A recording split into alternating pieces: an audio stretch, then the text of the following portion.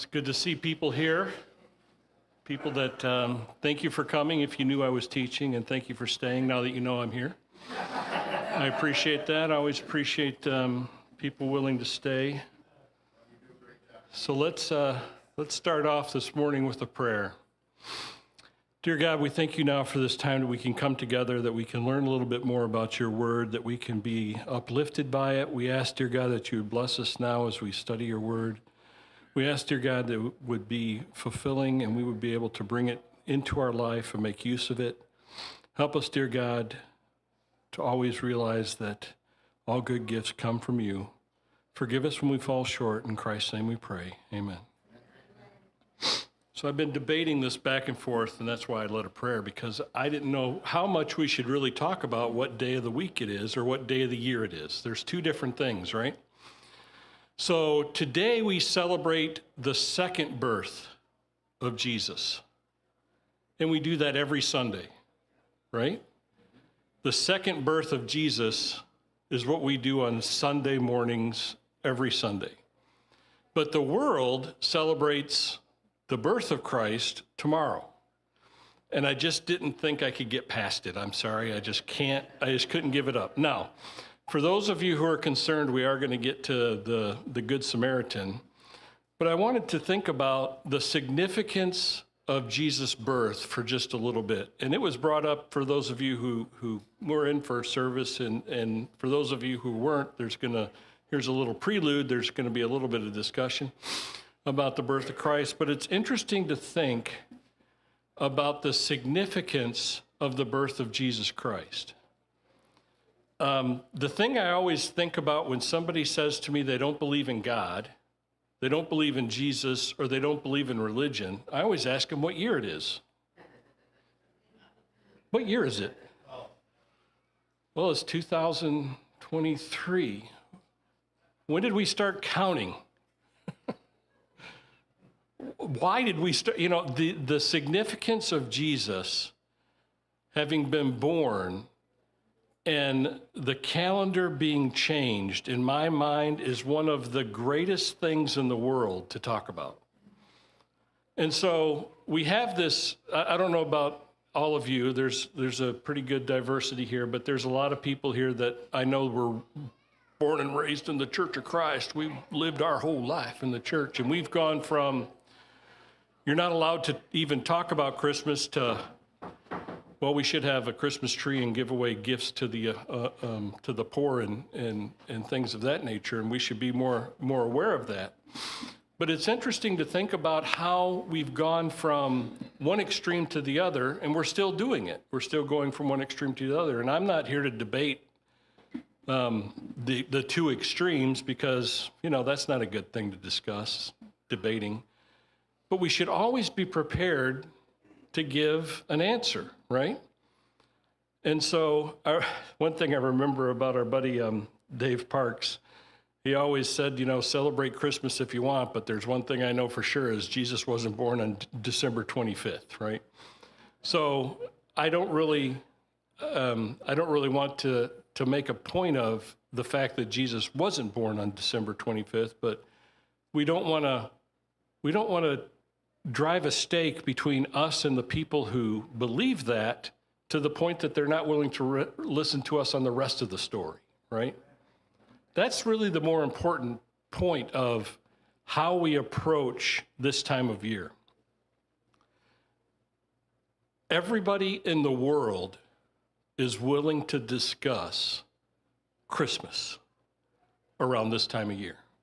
It doesn't matter if you're from China, from Japan, from South Korea, from Russia, even if you're from an Islamic state, you're still willing to discuss, hey, it's Christmas time. And if that's not an opening, I don't know what is, right? If that's not an opening to at least say, well, what do you think about Christmas, right? Jesus obviously came into the world, and he was foretold that he was going to come. And the biggest opportunity that we have is to talk about the fact that Jesus was born in accordance with prophecy. Jesus' entire life was in accordance to prophecy. Jesus was predicted. He was prophesied about. And there's not very many people that will deny that. And so at least that's something that we can talk about. The other thing that's obvious is that Jesus was in fact a gift, and he was a gift to the world. And so when people talk about giving gifts, we have this other line of opportunity, right? Well, yeah, Christmas is a time of giving gifts. You know, Christmas, everybody says Jesus is the reason for the season. Do you know what the greatest gift ever given was?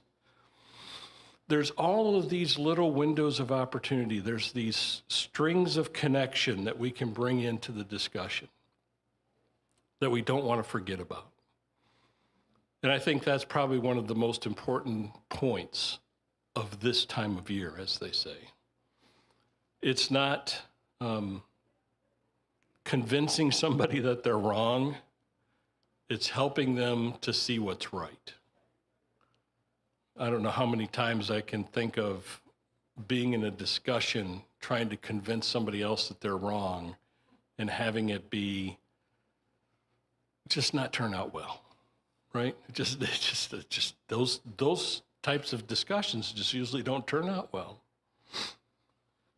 Enough said, I guess. I was going to go into a little bit more depth, but I think that'll be enough. We are going to talk about the parable of the Good Samaritan because there were a number of parables between the one that Mr. Frank George, thank you very much for teaching. I appreciate that. I asked him to teach when we were going to be gone, and then somebody else was actually teaching, and then when we came back, he agreed to continue and do it anyway, so I actually got 2 weeks off, so I appreciate that.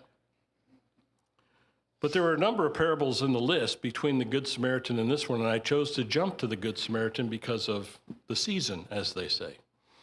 So we'll be looking at the Good Samaritan in Luke chapter 10. It's only found in Luke, and it's interesting. If we look at Luke chapter 10, verse 25.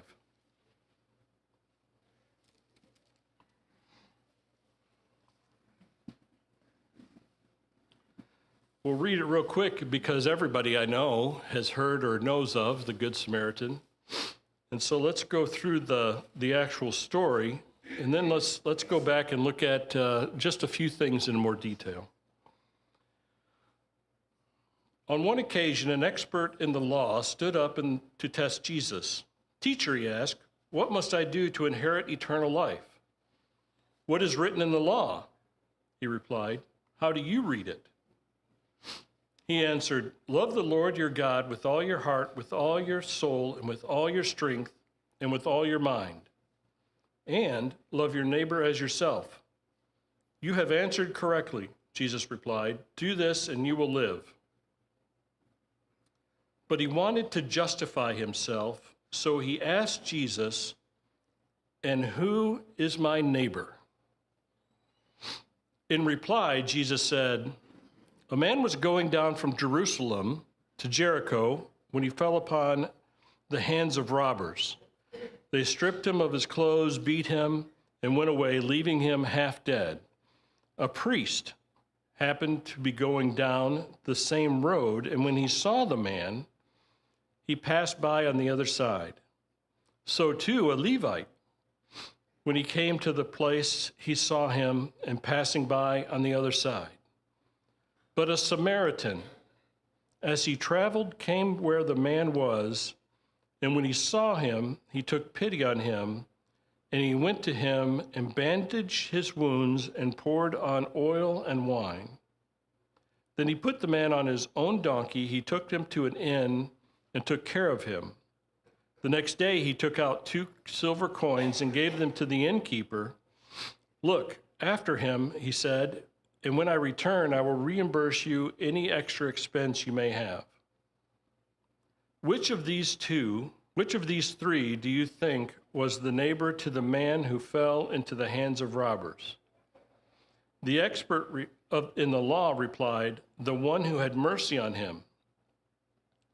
Jesus told him, "Go and do likewise." The first thing that I often think about when I think about the Good Samaritan, and one of the questions that comes to my mind is, who were the Samaritans? We see many scriptures of Jesus talking with the priests and the Levites and the preachers and teachers of the law, and he doesn't give them any slack whatsoever. And on occasion, we see Samaritans being referred to in the Bible, like the woman at the well, in which it's very obvious that she did not expect Jesus to talk to her. Who are you that are you talking to me? It's very obvious that the Samaritans and the Jews had a very distinct relationship that was palatable. It was not cordial. They didn't like each other. And that's something that I find interesting. I don't know why, but it's like, why in the world would there be such a divisive nature in the first century between people? And so when you go back and you look at, well, where did the Samaritans come from? It goes back to, as all other things in the Jewish religion, history. And the exile and the separation of the kingdoms, and the northern kingdom and the southern kingdom. And you have what happened with one kingdom compared to the other kingdom, and how Jerusalem was in the southern kingdom and the northern kingdom had been taken away into slavery. And when those people were brought back into the area of the southern kingdom, they brought with them foreigners. And those foreigners intermarried and became the Samaritans. So there were foreigners in the land that had intermarried with the Jews from captivity, and they were continuing to live with the different traditions and the different history of those foreign nations. And the Jews hated them. They would cross the street to avoid walking next to one of them. They treated them worse than dogs. And it's an interesting thought to think of the first century having that much of a divide racially. I don't know, I just find it, compared to the history and the problems and the issues that we've had and other countries have had, this was an active, open racial divide in the first century. The teachers and preachers and Pharisees and the Sadducees, the keepers of the law, did not, they did not fight against and try to resolve this racial divide at all. They actually said, yes, it's true, it's good. They promoted it almost. And so that's where we start with this story of the Good Samaritan. The other question I have is, who was the guy that was going from Jerusalem down to Jericho? We don't know. We have no idea. I can only assume, since he was going from Jerusalem, that he was a Jew. But we have the story starting off with a guy going from Jerusalem down to Jericho and getting laid upon by thieves and being beat up. And the priest and the Levite both see him. Hey, there's a guy, he got beat up pretty good. I'm not getting over there. That looks like it could be a trap. That's what we all tell ourselves, right? That's a trap. So I'm going to go on the other side of the road. But the Samaritan doesn't think twice. He goes right in there and helps a guy out.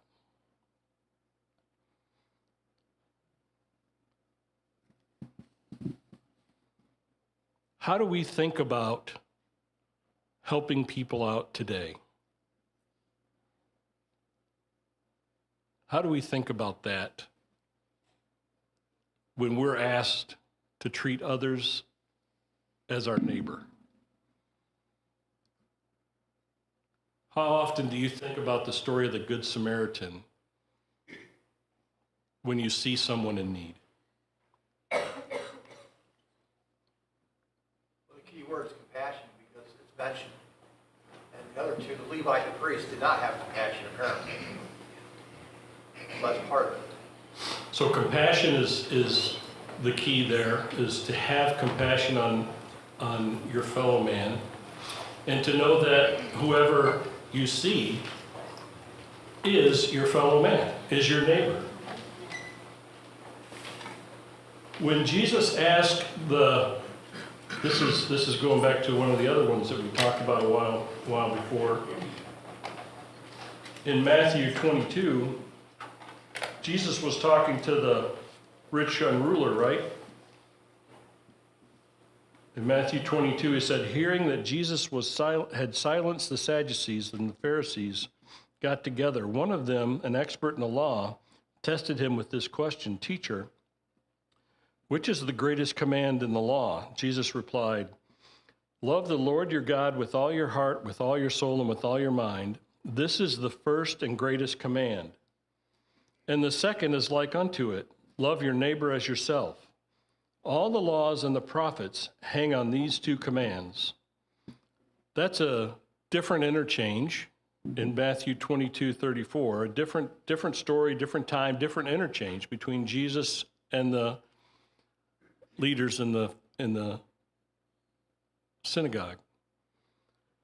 Has anybody ever looked at these two commands specifically? Would somebody turn and read Deuteronomy 6, verse, might need to read a little bit more, but it's definitely verse 5. Deuteronomy 6, verse 5. Let's do 4, 5, and 6, just to get the verse before it and the verse after it. Deuteronomy 6, 4, 5, and 6. Is anybody there? Keith? I am. Keith's got it. Okay. Hear, O Israel, the Lord our God, the Lord is one. Love the Lord your God with all your heart, with all your soul, with all your strength. These commands that I give you today are to be upon your hearts. Impress them upon your children. Talk to them when you sit at home and when you walk along the road, and when you lie down and when you get up. Is that what you wanted? Yes, sir. The second command isn't there. It's not in, the first command is there. That's Deuteronomy 5 is the first command. Love the Lord your God with all your heart, with all your soul, with all your mind, with all your strength. That's there. But the second one, love your neighbor as yourself, isn't there. Do you know where it is? I find this interesting just because it's not in the same chapter. I don't know why. I always thought it was. Until I went and looked at it, I'm like, oh man, that's right, it's not even there. Leviticus 19:18. Someone would read that. Leviticus chapter 19, verse 18. I'll take it. Yes, sir. 19:18 Leviticus, you shall not take vengeance or bear a grudge against the sons of your own people, but you shall love your neighbor as yourself. I am the Lord. Two completely different places in the Old Testament, but Jesus pulls them together. And the teachers and preachers of the law in the first century knew what he was talking about. They didn't deny it. They knew exactly what he was talking about. They knew their Bible better than I do. I had to look it up. I felt stupid. How many times have we read this and gone through this parable? Has anybody ever actually looked up the reference? I hadn't. I apologize. I'm sorry. They're in two different spots. But Jesus says, the law and the prophets hang on these two principles. Don't you think that's interesting? At least that's something I learned, so I'm sure you all knew it before and I'm just looking silly. But Jesus points this out in more than one occasion. Like I said, he pointed it out to the rich young ruler. So Jesus said to him in Luke 18:19, and Jesus said, "Why do you call me good? No one is good but God, but one, that is God. You know the commandments. Do not commit adultery, do not murder, do not steal, do not bear false witness, honor your father and your mother." Keeping these is what he was admonishing him to do. But at that time, he didn't specifically talk about Leviticus or even the one in Deuteronomy. The law was still in force, and they knew the law. But they also hated the Samaritans. And Jesus puts it right in their face. If you live by the law, you need to live by the law. You need to love God with all your heart, with all your soul, and with all your mind.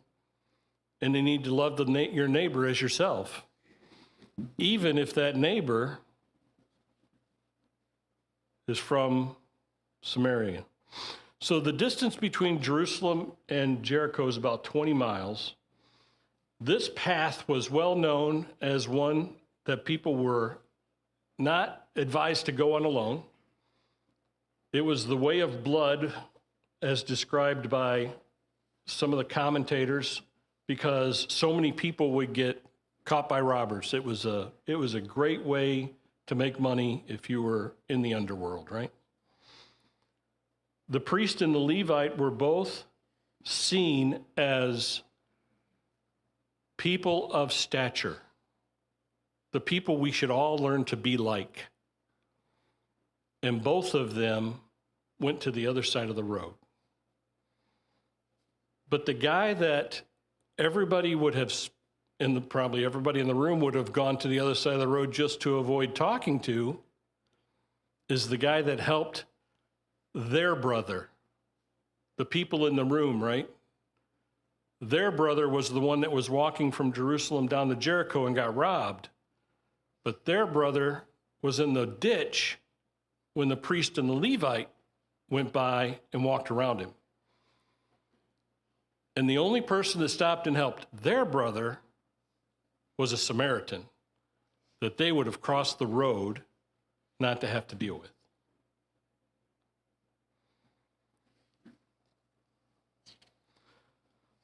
The Samaritans were not. It's interesting that the Samaritans also have a different position when it comes to the book of Acts.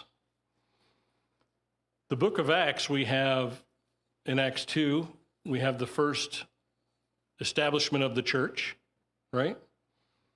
And then in Acts 7, and then on to Acts 10, and then on from Acts 10 to Acts 2, we have from the Jews and the Jerusalem all the way to the Acts 10 is where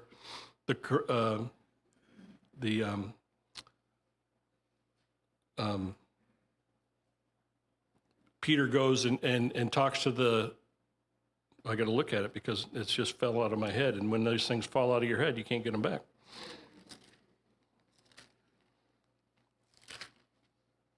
Peter's vision in Acts chapter 10, talking to Cornelius, and Cornelius was a Roman, right? So it goes from the Jewish central church all the way to the people that are not Jewish, right? The people that are like us. And the Samaritans are right in the middle of that, being sent the gospel and being extended the gospel as Gentiles. But the Samaritans are like worse than Gentiles to the Jews. I find these things to be of importance when we think about how we have to treat our neighbors today.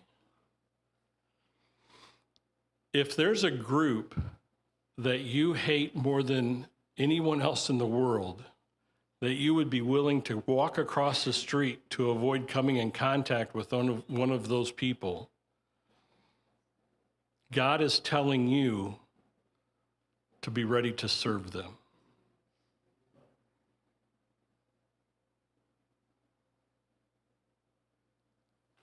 How do we serve our neighbor? You know, Bill, it also makes me think of Jonah and the Ninevites. Jonah didn't want to go to preach the message to the Ninevites. He avoided that. And kind of another example. I love that one too. Yeah, that's another fun one is Jonah up on the ridge, sitting there waiting for the fire and brimstone to come down on the Ninevites, and the gourd grows up over him. I think that's, of course, that in the VeggieTale version is even better.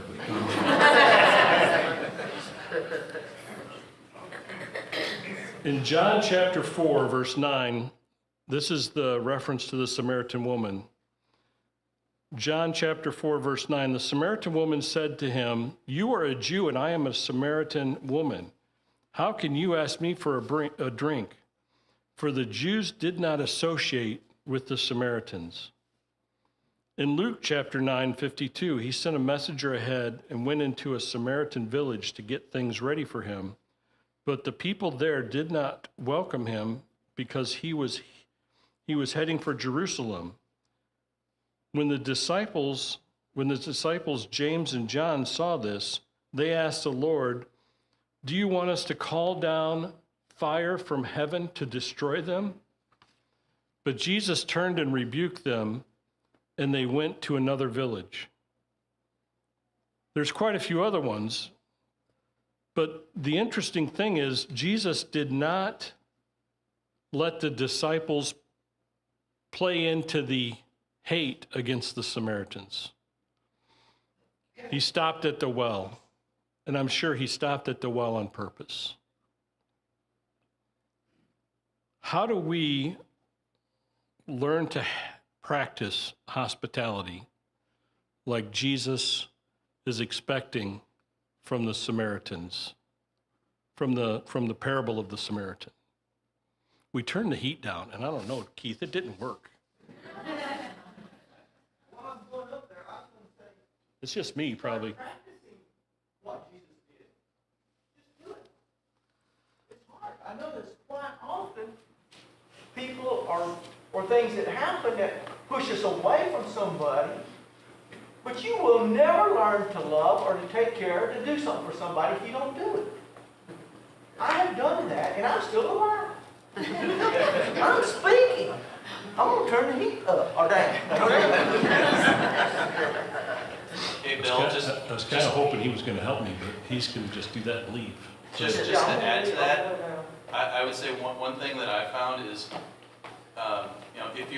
if you're feeling particularly upset or mad towards someone, it's the best time to try doing good for them, because as you invest yourself in someone, you start to see their value again, and it's we all value our own time, because we all are kind of we're the center of what we know, right? And we like to think that we're doing valuable things. So if you do good for someone else, you are actually raising their value within yourself, right? Because I'm putting my time towards something that I find worthwhile and good. I found that it's something that helps if I'm really upset with someone. It's a time to pray for them. It's time to step out of the way to do something good for them, even if I'm gritting my teeth while doing it. It changes me when I do it. One thing is of importance, I think very interesting as well, is that if we go back to the Sermon on the Mount, Jesus is very consistent in this. If you look with me at Matthew chapter 5, the Sermon on the Mount, nearing the middle to the end, starting in verse 43, Matthew 5, verse 43. You have heard that it was said, love your neighbor and hate your enemy. But I tell you, love your enemies and pray for those who persecute you, that you may not be, let me start again. But I tell you, love your enemies and pray for those who persecute you, that you may be sons of the Father in heaven. He causes his sun to rise on the evil and the good, and sends rain on the righteous and the unrighteous. If you love those who love you, what reward will you get? Are not even the tax collectors doing that? And if you greet only your brother, what are you doing more than others? Do not even pagans do that? Be perfect, therefore, as your heavenly Father is perfect. Again, he kicks the tax collectors. I love that. He kicks them again, you know. Don't just love your neighbor, but love your enemy. Don't just pray for your neighbor, pray for your enemy. That was a pretty hard lesson for them. It's still a hard lesson today. It's not any easier. No, I agree with you. It's not any easier. There's the fruits of the Spirit in Galatians, but the fruit of the Spirit is love, joy, peace, patience, kindness, goodness, faithfulness, gentleness, and self-control. Against such thing there is no law. Being kind, loving, having joy, giving peace, kindness and goodness. There's this saying, I don't know if it was from a song, but it's like, when did kindness, being kind, become so radical? You know, it's like people just don't want to be kind to one another anymore. Just be nice. You know, it's like, no, I got to win. I don't understand why we have to fight all the time. Also in Galatians, therefore, we have an opportunity. Let us do good to all people, especially to those that belong to the family of believers. 1 Peter 4, it says, offer hospitality to one another without grumbling. Ooh, there's that grumbling again. I could have done it if I was allowed to grumble. But if I can't grumble, it's going to be much harder. I don't know, Jeffrey. That might be talking to us. Do it without grumbling. We all wonder about how we're supposed to offer hospitality to one another. And like has been mentioned, I think, is the most important way to get started is to just get started. Just be nice. Do something nice. Offer something nice. One thing I heard, which I didn't believe at first, and then after I heard this, I thought, man, that is absolutely genius. And that is when you move into a new neighborhood, it's really hard to make friends. And we've never really been the friends of the neighborhood. We're not, big neighbor, everybody come over. It just seems to be too much party environment for us to try to do that. But how do you get to know your neighbors? And one of the offering was ask your neighbor for help. Say, well, shouldn't you be offering them for help? I said, no. If you move in and you're brand new and you say, hey, I need help with, and they come over and help you, then they will feel like they need to respond in kind. And by you asking for help, you're offering up a little bit of, I'm not the most important person on the block. I need help on occasion too. And it allows you that opportunity to get to know somebody by asking for help. Now, how many of us have needed help with something and refused to ask somebody in the church? Me, Even if it's just as simple as, I got to get something out of the basement and I know I can't do it by myself. Why are we so apprehensive about asking for help? Because we don't want to be indebted to anybody. We don't want to be indebted, right? Don't want to impose. We don't want to impose. Oh, I really can't bother you with that. How many, now, here's another great question because I know this, everybody's hand, I hope, goes up. How many of you have ever been asked by somebody else for help and felt really good about giving it? Wait a minute. That doesn't make sense. It can't be that way. It only happens when they ask me for help that it's good. If I ask somebody for help, that's bad. Why is it that we refuse to give the gift of helping us to someone else? Is that not part of the Good Samaritan story? It's painful, I know. I was going to say, I had a real good friend of mine who was sick, and someone in the church wanted to help her. And she was like, you know what, I just don't want that because, you know, how we are. But my response back to her is, why are you denying her to be able to help you? She wants to do that for you, so why are you denying her because you don't want the help? You know, if I'm helping Julie, I want her to help because that makes me feel good, so why are you denying her? So she ended up calling the person and changing her mind, you know. But we kind of have to look at it that way too. When somebody asks us for help, they're asking us because they want to, so why are we going to deny that? Just Amen. When we were, yeah, go ahead. We live in Pontiac, and it's there's some good and bad neighborhoods, and we live in a kind of a tough place. What I found, and my phrase is, you only have to have one bad neighbor to know what a good neighbor is worth. Immediately when somebody moves into our neighborhood, I go and try and do something nice to them, introduce myself, you know, just to be nice. And it's amazing how that comes around to you. Because you're going to need somebody somewhere, sometime in the middle of the night, and then those people are there. It has worked very well. It's a quid pro quo. When you're kind to other people, people will be kind to you. If they aren't, who cares?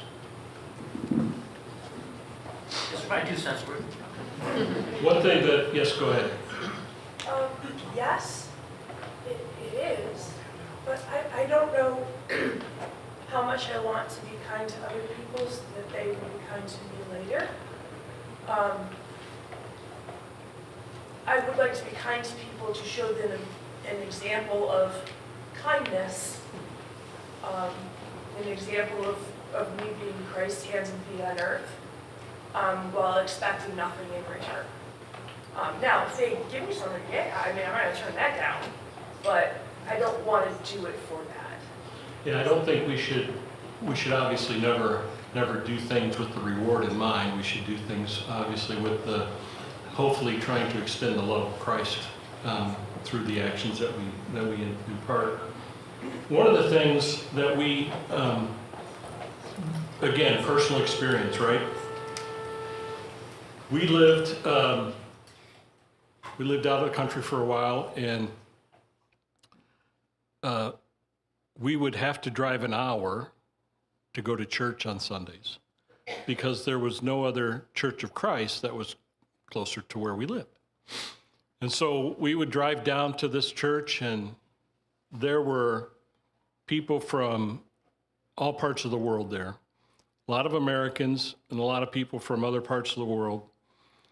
And there's always these opportunities for, you know, when you come into a place like that you expected probably 30% of it, and the other 70% was just unexpected of what's going to happen and what's happening around you. You just cannot be prepared for.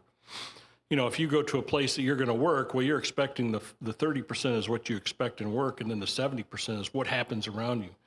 So when we go to church, we try to make an effort to help other people that are suffering the same kind of, well, you know, you probably weren't expecting this or you weren't expecting that, trying to help them out.